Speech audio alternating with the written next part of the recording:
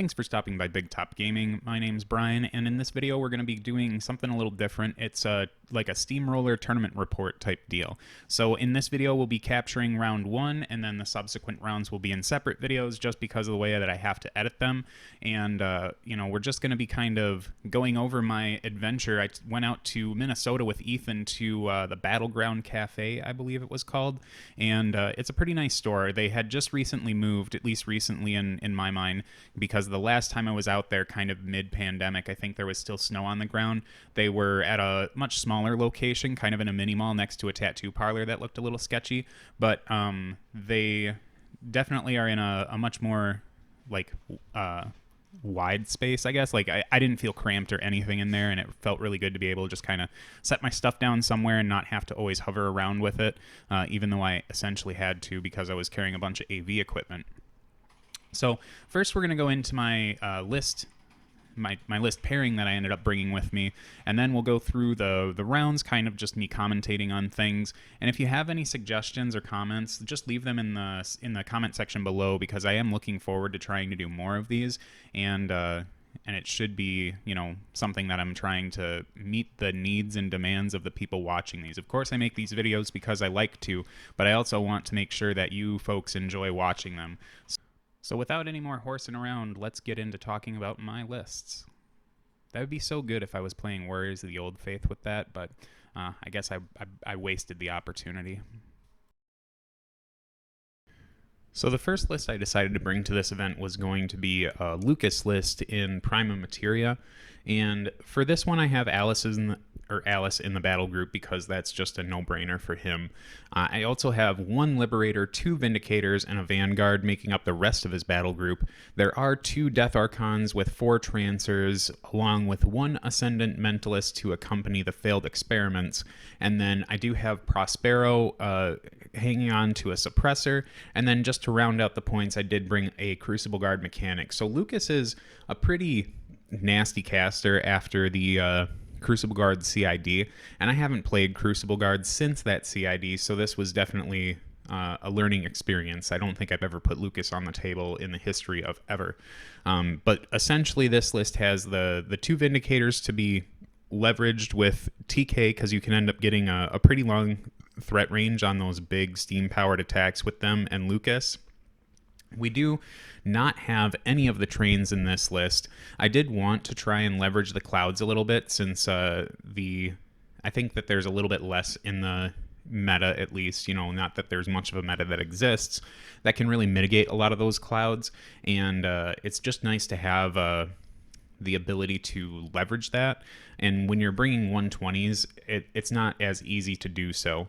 The big feature of this list, I guess, which isn't all that big of a shock, is just having double Death Archons. They do way more work than what they are pointed for, and having access to just being able to get them 2 inches forward or reshuffle your opponent's units to make sure that those Death Archons have ridiculous landing spots is really good. And that's kind of why the Trancers are there too, because they also are able to go like small-based infantry bowling with their smite attacks.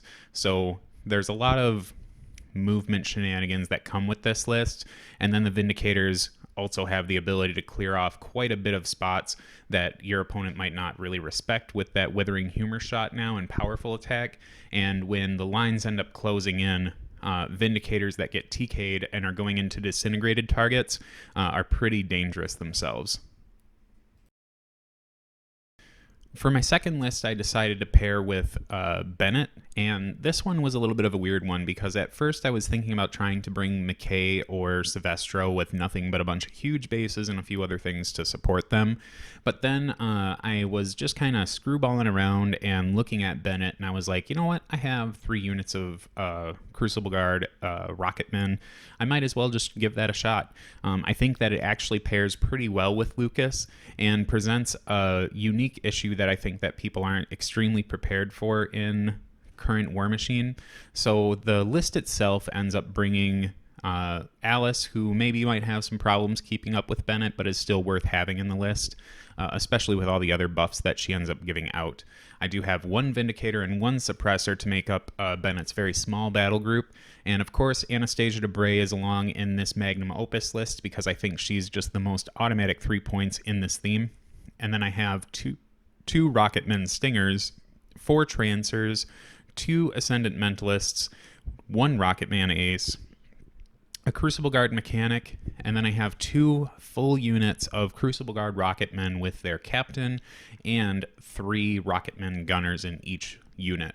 So this list is definitely a skew that I think that there's a definite presence in the meta of Mat 7 things, and that kind of has scared some of the more higher defense troops away from the game, especially with the Death Archon being around. You have problems kind of like managing single wound small based infantry, but I think that Crucible Guard Rocketmen get up to a level that is still difficult to deal with, and if you aren't bringing specific tools to kind of scalpel out these Def 17 troops, or 18, 16, that's 16.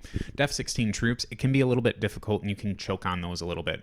Plus, they end up with Bennett hitting way above their weight class. I don't think people often see that coming with the Rocketmen. And then she still has the fun things like Trancers and Mentalists to kind of bully the table a little bit and get into good contesting places. And then have the Mentalist ends up traveling around with the Crucible Guard Rocketmen and making them a little bit more difficult to hit with either if you're going into a shooting opponent, you can get Def 18 with those, or essentially Def 18 in melee with the other ability that's Neg2 Mat, Neg2 Rat, and then can't do a bunch of stuff. Psychokinetic Barrier, I think it is. And outside that, it's just Bennett doing fun stuff and being real fast. You can jam out on scenarios real easy. I just think this list is really interesting, and with everything having flying high, those flying high and high flying, the Ascendant Mentalist can kind of get into the middle of the Rocketmen group, and you don't have to worry about the positioning so much. It's just a really neat list that looked good on paper, and I was interested to see how Bennett performed in a tournament format. So round 1, I ended up getting paired into Tom from the Minnesota meta, or one of the Toms. That's Tom W for those who are familiar. And they were dropping Khador, and they had 2 Wolves of Winter lists, which I've always been a huge proponent of. I've always liked the idea of bringing 2 lists that are very similar so that you can kind of adjust to what your opponent's dropping. One of his lists was Vlad 2 with a significant amount of Doom Reavers, and then the other one was Old Witch 2 with a very heavy battle group and a couple units of Doom Reavers and a bunch of Greylord Turnians, or not Turnians, Greylord, I think it's Greylord Turnians, the ones that are not on horses. I know as a Khador player I'm ashamed right now, but when I was looking at it I was like, well, I cannot drop Crucible Guard Rocketmen into an Old Witch list. Crucible Guard Rocketmen would do really well into a Vlad 2 list, but I think even the Doom Reavers would have difficulty hitting the Rocketmen on non-feat turn, because they're looking for 9s, I believe. And then if the Mentalist is around, they'd be looking for 11s. So I felt like Tom was not going to be dropping that list. So I opted to drop Lucas, and Tom was a little on the shocked side because he felt that the Crucible Guard Rocketmen were kind of like a windmill slam into Vlad. And they are, but they are not into Old Witch. And for him, it was like if Lucas gets dropped, then Vlad 2 is really good into that, and if Lucas gets dropped, then Old Witch isn't. So we definitely had like one of those classic list chicken moments, and I just kind of picked the lesser of 2 evils because at least with Lucas, you can kind of scalpel yourself out of a bad situation with the tools that he has, and Tom would have to play really, really wide with his Doom Reavers in order to make sure that not only the Death Archons didn't do a lot of work, but also the Vindicators didn't get a lot of work done too. And I do have Berserk Infantry that can actually do some work to Doom Reavers as well if he's not careful with his positioning. So the Lucas list came down, and I won the roll-off to go first, so you can kind of see my deployment here. I did bring my video camera, but for whatever reason, I had checked the batteries the night before, and they were full, and when I got there, they were not. So weird stuff there. Maybe I just didn't interpret something right with my charger, but I decided to charge the batteries this round, and we're going to be doing a lot of pictures. So you can kind of see for the scenario we're doing recon whatever number it is right now.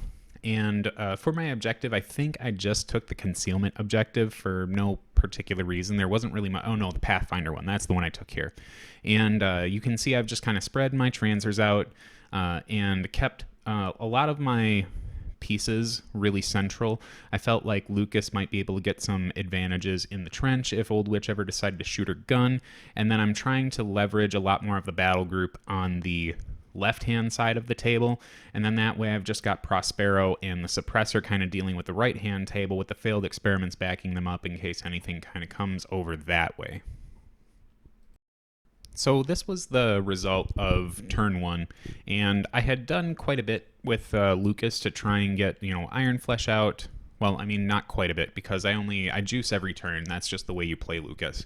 But I got Iron Flesh out on the failed experiments, and then I had enough focus left over to crack out a couple clouds there so I could play that side of the table a little bit more further forward so the Doom Reavers couldn't get too close to them. And then the rest of them, I just tried to utilize the house that was on the side to kind of protect the Liberator and the Vindicator. And the rest of the Trancers are just kind of hanging out because I think that with only 2 units of Doom Reavers, they should be able to connect with them and start to smite them into one another. It's just really hard for you to dodge the Trancer slams. There's with me having 4 of them, you just really can't hide from them, and then Lucas is able to kind of TK them around to make sure that they get to the vectors that they need. So this is kind of the way that I've set myself up for turn 1, and there's not really much else to say here other than protect some of my stuff, run real far forward, and see what happens with Tom on his response on bottom of 1. So bottom of 1, you can see that Tom moved up pretty, what's the word I'm looking for? There's a word, and I can't think of it. Jeepers creepers, what is it? Conservatively, that's what it was. So the threat of the TK Death Archons is very real, and spreading out real far and wide for my Vindicators is also something that he needs to pay attention to, because with all of those Grey Lords back there, one of their main goals is to try and fill up those units, and I don't have a whole lot of opportunities for him to do that. So he wants to make sure that his Doom Reavers stick around quite a bit, and wants to try and limit the ability of me being able to kind of shuffle things around because I can't do anything to his Doom Reaver units in terms of placing them around with Lucas, so I just kind of have to utilize the tools that I have here. But you can definitely tell by looking at the way things are positioned that I've got some really interesting options in store to be able to kind of deal with some of this stuff here. So for this turn, you can kind of see that population Frown Town is Brian. I had some really amazing slam vectors set up for some of those Trancers. You can kind of see the one that's on the very top left-hand side had charged into that Doom Reaver, and we were very meticulous in being able to set up that slam to where I could drop that Doom Reaver into the Grey Lord adjunct or some other Grey Lord that was behind that Doom Reaver. I just needed a decent roll for the slam, but I did not hit the 11, so that Doom Reaver was fine. And then I tried to TK the other Trancer around in order to slam that Doom Reaver into the leader so I could try and take 2 of them out with another one, but unfortunately she also missed her 11 as well. Now I know the 3 dice to hit 11 is not extremely average, but between the 2 of them I was kind of hoping at least one of them would connect, and even the Trancer that went into that lone Doom Reaver hanging out up front by the objective also did not connect. So the Trancers just really weren't putting up the numbers right now, so the other one had just kind of, I think even the other one, the one on the top right in the red zone there, I believe that she also missed. So not a single Doom Reaver I had not a single Trancer connected to a Doom Reaver, and that was really a big part of my plan here, was trying to take out quite a bit of those. I did have some Vindicator shots after TKing them around a little bit, take out some, but I've got the Trancers kind of in more of a jamming position right now, and I'm trying to utilize the one cloud that I kept out there to protect some of my Death Archons from Doom Reaver charges, even though they're still going to get a couple more. But my other Vindicator and Liberator are still playing it real safe because they don't need to come out quite yet, because Tom has not been really aggressive with his Khador Heavies, or he's been aggressive, but they just don't move that fast, so it's not like I'm under threat for them right now. The only one that I really care about too much is Ruin, who's got Reconstruct on him. And on the other side of the table, I just have the failed experiments moving up because I feel like they're going to be pretty resilient with that Iron Flesh up. And the Ascendant Mentalist ended up putting up the -2 Mat and Rat when we were within 5. And then we've got the Suppressor and Prospero just kind of hanging out, and Lucas is still in the middle, just juicing up real hard. And then we've got the Vanguard kind of towing around there. I want to keep him closer to some of the like my caster and the Death Archon in case Old Witch decides to get a little crafty. And I want to also make sure that my Ascendant Mentalist can stay a little bit more safe with the little blind gun. But that's kind of where I'm sitting at for turn 2. Not a whole lot going on here. I'd really like to be able to scalpel out one of those Void Archons, but Tom's done a pretty good job of keeping them well protected, so I can't reach out and touch them. So in the heat of all of this tournament business and trying to learn Lucas by playing him for the first game ever, I missed Tom's picture for the bottom of 2, and I wouldn't say that there was a whole lot done on his side. The Doom Reavers definitely took out a bunch of Mentalists, or not Mentalists, but the Trancers, and they blew up, maybe took a couple with them, but then once it came over to my turn, like Tom, you can see kind of still played really conservative with the Battle Group and Old Witch. This is the end of top of 3, and you can see that I'm getting a little bit more aggressive now. The Death Archons and the Vindicators ended up doing a whole lot of work to a bunch of Doom Reavers. Old Witch has had the Wind Wall or Windstorm or whatever to kind of minus the range on my shooting, but Lucas was able to kind of TK the Vindicators out of it so that they could aim and then still shoot with steam pressure to be able to take out tons of Doom Reavers. I think there were a couple moments where Tom kind of refueled that unit on the right there, maybe a little bit on the left, but I was able to kind of take out a lot of those pieces. And then you can see I'm putting down clouds over here to make sure, on the left side, to make sure that that second Death Archon is going to stay around. I think Tom ended up charging 3 Doom Reavers into that very front Death Archon, and only one of them connected, which was really unfortunate for him, and did not do anywhere near enough damage to be super effectual on that one. So it was, the dice were definitely not on his side with that, but I was very lucky to make sure that he came out there. I do have my Vanguard running up the middle just to kind of be around those Death Archons to kind of shield guard if they need it. The failed experiments are still sitting pretty well. They did a lot of work enough work to to Doom Reavers to be able to do stuff, but those Void Archons are still kind of waiting around to unpack and do some work. Prospero's been scoring that flag each turn so far, and with Tom not having committed to the right or left zone, I now believe I'm sitting at 3 or 5 points at the end of this turn. I think it's 5-2 is what, or 5-1 is what ends up happening, because there was one turn where I didn't contest Tom's flag. But currently I'm in a pretty advantageous point to close this game out on scenario. The only issue that you can't end up seeing here is that Tom has quite a bit of a clock advantage on me. We're both a little rusty, but he's definitely played Doom Reavers before, whereas I have not played this iteration of Crucible Guard ever. So I am a little bit down on clock, but I have a massive scenario lead, and I have all of my really important pieces hanging around. There's nothing that I've lost so far that I really have any love lost for. So keeping track of photos when your clock is really low is quite difficult.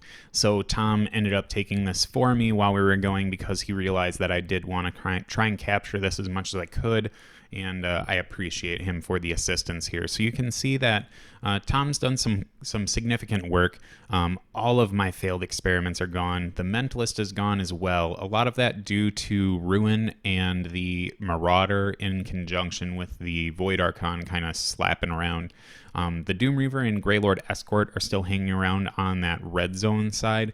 They did quite a bit of work themselves with those out there, but I still have that Vanguard in the center. And then Butcher 4 came in and dealt with quite a bit of the Death Archon business. He ended up charging the wounded Death Archon and taking it off, and then did a massive amount of damage to the one that was behind those clouds with the Berserk attack. So the other 2 Jacks kind of settled into, I think that's a Marauder and probably 2 Marauders, to be honest with you. They're settled in that blue zone over there, and the Void Archon ended up doing quite a bit of work to clean up some of the other things that were in there, but you can still see that Lucas is still around. Alice is still in her small form. I have a butt ton of focus to deal with. Because I've juiced like crazy. I've only taken 2 damage from it. And then I've got the 2 Vindicators still and the Liberator. So I still have quite a bit along with Prospero and the Suppressor.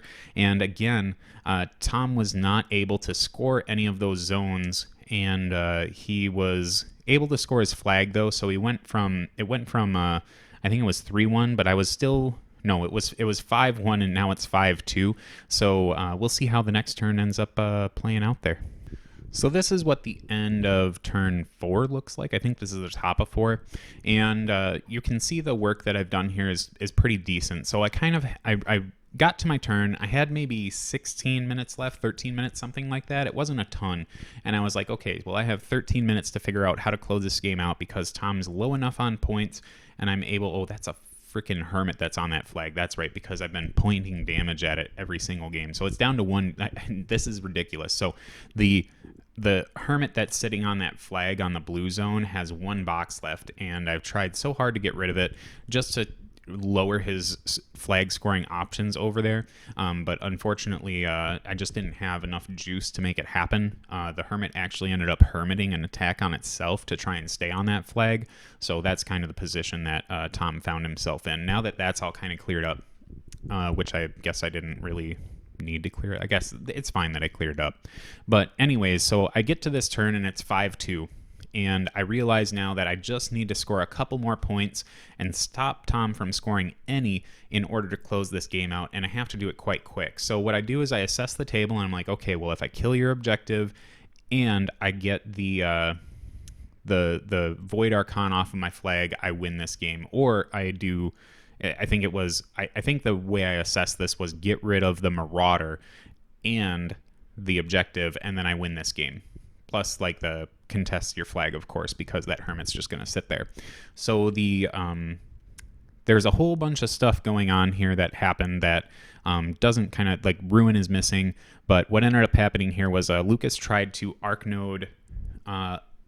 a Disintegrate into the objective so that the Vanguard could charge it and deal with it. And Ruin was sitting on a pile of souls and Arcane Vortexed it right away, and I had forgotten about that. Then I was like, okay, well, how much do I need to Force Hammer and TK this Marauder out of the zone in order to score that? And then I realized that, well, I didn't realize, Tom reminded me that he had the anchor objective and the Marauder was the one that got anchored so he couldn't be pushed around. So then I'm like, okay, this was a lot of time spent trying to make this all happen. So now I realize that the only things I need to do are kill the Marauder and kill the Marauder or kill the objective, and then get that Void Archon off the flag because there's nothing else in contesting range of the flag and Prospero's hanging around there. So between Prospero and the Suppressor, they ended up taking that Void Archon off the flag, so that's 1 point in my pocket, no problem. The Suppressor ends up doing a bunch of stuff to the Marauder and leaves it on a couple points, but I've still got that failed experiment that can do a lot of work, and Lucas can still do some stuff. But then so I was like, at this point, I abandoned the kill the Marauder plan because it was left on a couple boxes, but I didn't have a whole lot left in the tank on that side to be able to deal with it. And the Vanguard instead decides to go into the objective and starts punching on that. And the Vindicators are still left, but at that point, I run out of time. And I think the Vindicators probably could have shot the objective off the table at that moment. Those clouds that are sitting by the Liberator are not actually there. I just didn't pick them up. And the Marauder, like, this is where things get funky, because I could have used the Decrepitation rounds to take some POW 14 Weapon Master, POW essentially 16 Weapon Master shots. Well, I guess 18 Weapon Master shots into the Marauder. So they would have been dice off 2 between Rust and Disintegrate.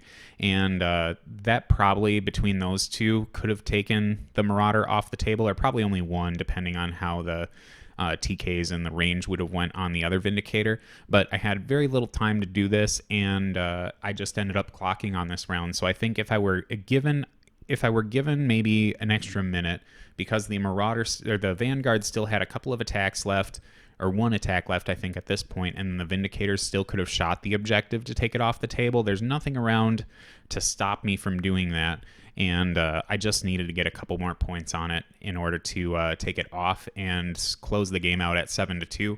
But unfortunately, just being new to this list, I just did not have the ability to execute it all, and I think I got a little bit lost in the options to be able to close it out. So that's one of the things about Lucas that's a little bit more unique to me, is that he is an extremely versatile caster that has a whole ton of options. But with the Anchor objective and then Ruin having all those souls, because I forget that he has Arcane Vortex, because it's not something that comes up very often, because usually I bank those souls in order to be able to buy more attacks with him or convert them to focus. And you know, I whiffed, I lost it on that one. You know, it was just something that I didn't quite conceptualize, and that was something that I could have just ignored or remembered that he had it, so I could ignore Disintegrate on the objective to be able to do something more to that Marauder. Because if I just get the Marauder and the objective out of that zone, or not the objective, the Void Archon that was in that red zone, then I close the game out and it doesn't matter. I just got to run the Vanguard over to contest, or run the Liberator up to contest that flag, and things are good to go. So overall, first round, first game with Lucas, post CID, like first game with Lucas ever in the entirety of forever for me having Crucible Guard. I feel pretty good. Tom is a strong player, and even though both of us were a little bit rusty on this one, I still felt like I had a pretty good chance to close it out. He was he definitely commented on how he should have been a little bit more aggressive with his jacks, and kind of maybe reserve the Doom Reavers a little bit, since I had quite a bit of ways to scalpel them out. But that's why we're here. You know, this is one of the first steamrollers in Minnesota for the year, and definitely one of the first ones I've been to in a good long time. So we're shaking the rust off, and it's a good time to try and just kind of pick up these factions that we haven't played a bunch. And a lot of these models to me are new, and I know Tom had said that he hadn't been back to Khador in quite a while, so this was a good first round and kind of set the mood for me for the rest of the event. I was really excited and ready to get back into these games to kind of just kind of hone my skills a little better. Thanks for tuning in to my first tournament report. Again, I really enjoyed this game, and I enjoyed making the video. I would have liked to have been able to capture it on video, but it is what it is when you don't double-check your batteries. So I hope that I have all 3 of these edited and posted by the time this one goes live. If I do, there will be a link to the round 2 in the description.